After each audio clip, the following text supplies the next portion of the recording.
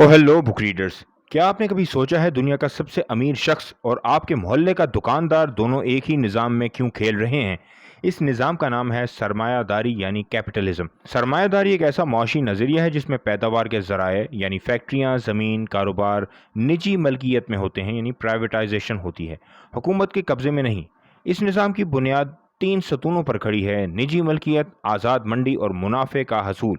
18वीं सदी में Adam Smith नामी स्कॉटिश माहिर माशियात ने अपनी किताब द वेल्थ ऑफ नेशंस में यह ख्याल पेश किया कि अगर हर इंसान को अपने फ़ायदे के पीछे आज़ादाना भागने दिया जाए तो एक पोशीदा हाथ पूरी मईशत को खुद बहुत तवाज़ुन में ले आता है। सरमायादारी की खूबी यह है कि यह मुकाबले को जन्म देती है। जब कंपनियां एक दूसरे से मुकाबला करती हैं तो मायार बेहतर होता है, कीमतें कम होती हैं और नई ईजादात जन्म लेती हैं और सारिफ को भी फ़ायदा होता है।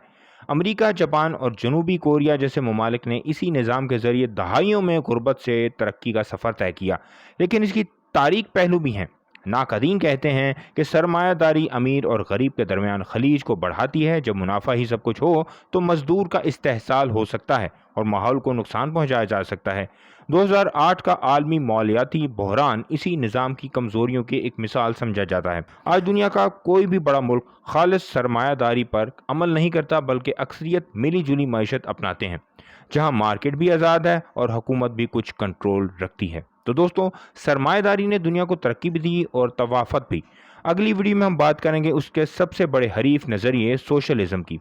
अगर ये सीरीज़ पसंद आ रही है तो चैनल को सब्सक्राइब करना ना भूलें। किताबें पढ़ें, इल्म फैलाएं, जुड़े रहें बुक ट्यूबर टॉलस्टॉय के साथ। अगली किताबी मुलाकात तक पढ़ते रहें, सोचते रहें।